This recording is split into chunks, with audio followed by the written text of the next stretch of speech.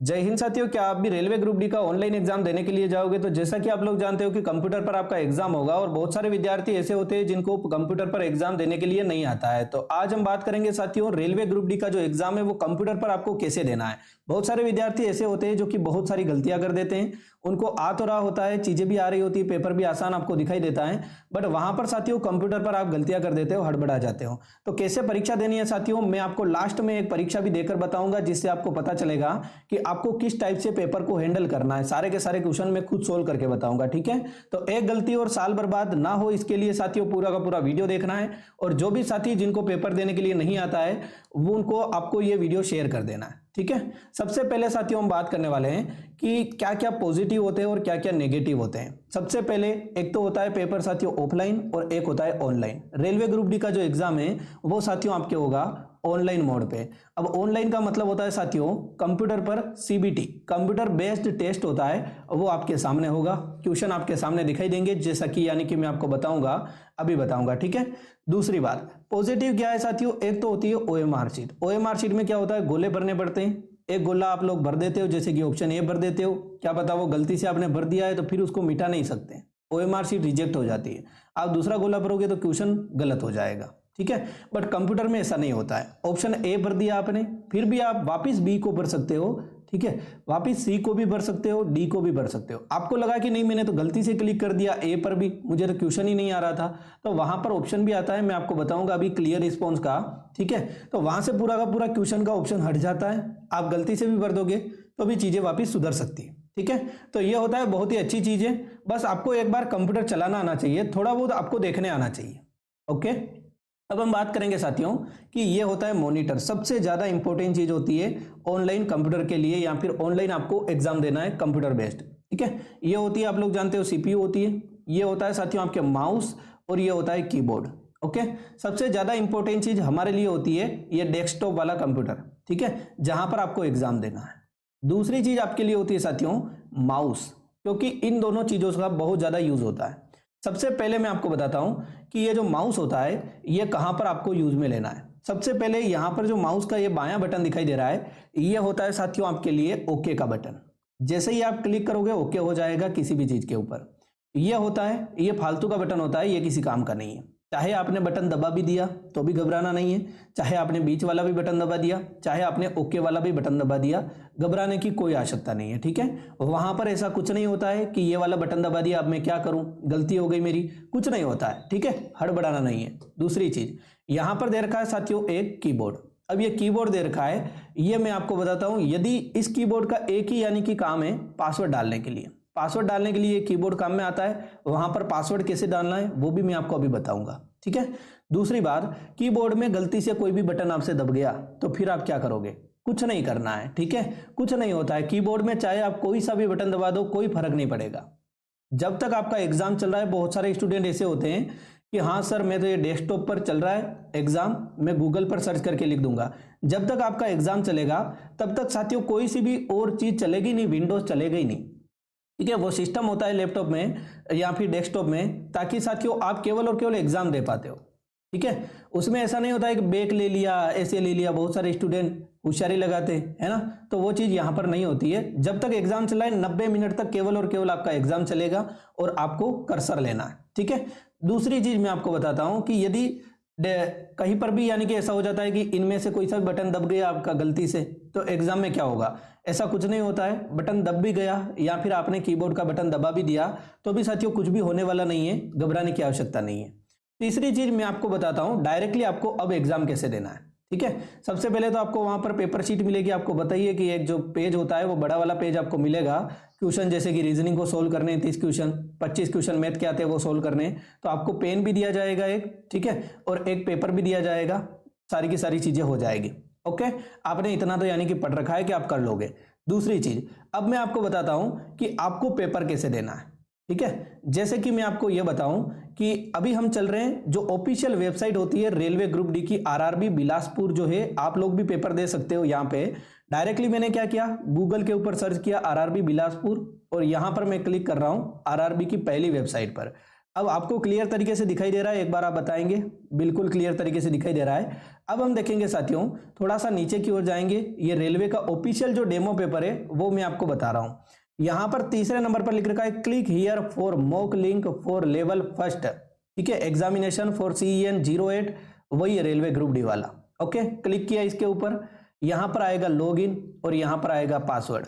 आपको जो वहां पर यानी कि एग्जामिनर होता है उसके द्वारा बता दिया जाएगा लॉगिन क्या होता है और पासवर्ड क्या होता है, क्या आपकी डेट ऑफ बर्थ आपका पासवर्ड है, कैसे डालना है कैसे नहीं डालना है, वो सारी की सारी चीजें।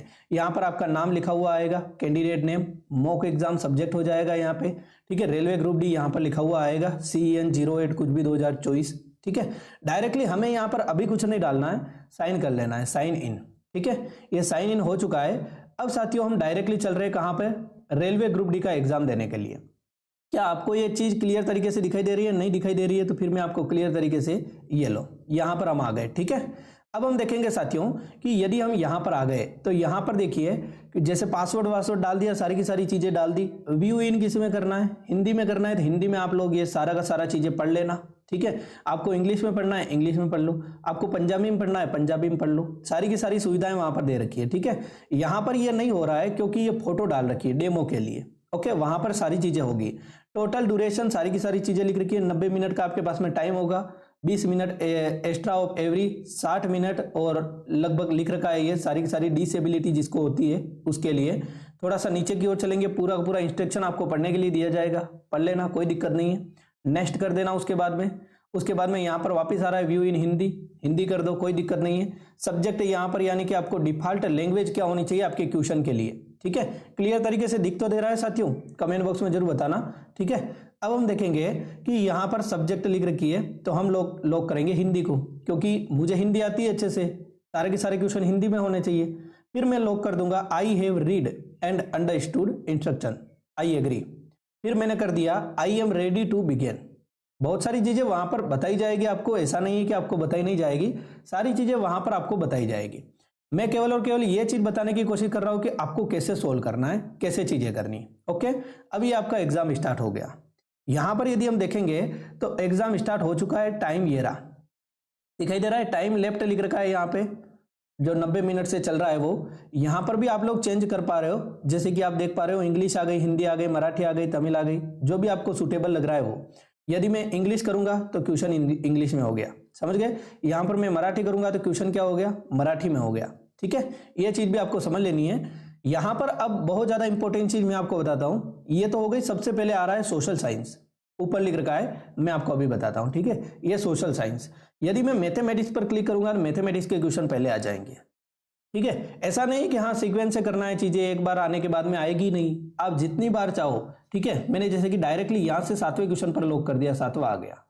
यहां पर मैंने 11वें क्वेश्चन पर, ये क्वेश्चन नंबर 11 आ गया, समझ गए। यहां पर मैंने 15वें क्वेश्चन पर 15वां आ गया, मुझे वापस पहले पे जाना है, ये में चला गया। मैं अभी माउस का यूज कर रहा हूं साथियों, किसका, माउस का। जैसा कि मैंने आपको बताया ओके का बटन दबाना है, कर्सर दबाना है, कुछ भी करना है, ठीक है। यहां पर जैसे कि मैथमेटिक्स पर मैं गया, कर्सर लेके ओके का बटन दबा दिया। मैंने आपको ऑलरेडी बता रखा है कि ओके का बटन कैसा होता है माउस में, जैसे कि ये जनरल इंटेलिजेंस रीजनिंग के क्वेश्चन आ गए, ओके। अब मैं जैसे कि एक काम करता हूं कि इस क्वेश्चन को सोल्व करता हूं। जनरल साइंस का है, कर्नाटक के प्रसिद्ध अभिनेता को भारतीय सिनेमा के उत्कृष्ट योगदान के लिए 2025 में पद्म भूषण से सम्मानित किया गया। अब जैसे कि मुझे लग रहा है कि चलो ठीक है, इसका आंसर अनंतनाग होना चाहिए, मैंने अनंतनाग पर ऐसे क्लिक कर दिया, ठीक है। ये क्लिक किया, क्लिक हो गया, ठीक है। यदि मुझे लग रहा है कि नहीं यार मैंने गलती से क्लिक कर दिया, मुझे इस पे क्लिक करना है, बी को लॉक कर दो, कोई दिक्कत नहीं है, ठीक है। जैसे ही कर्सर ले गया, ओके का बटन दबाया, हो गया। जैसे ही कर्सर ले गया, ओके का बटन दबाया, ये हो गया। नहीं, मुझे ऐसा लग रहा है कि ये क्वेश्चन मैंने गलती से लॉक कर दिया, मुझे तो आंसर आ ही नहीं रहा था, तो क्लियर रिस्पॉन्स कर दो, हो गया। चारों के चारों ऑप्शन पहले जैसे हो गए, ठीक है।